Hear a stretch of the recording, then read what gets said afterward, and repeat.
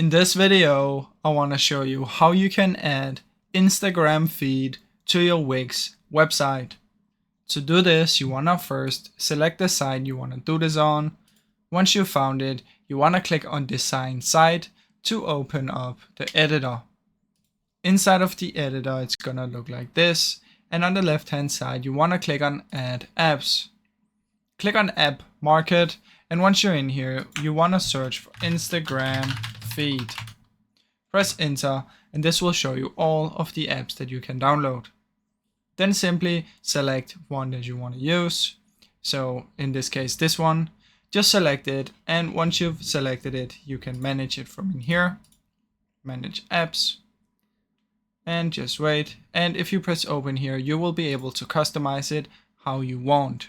So that is basically how that works, guys. I really hope you enjoyed this short video. If you did, please leave a like and subscribe, as it helps me out a ton. Thank you so much for watching.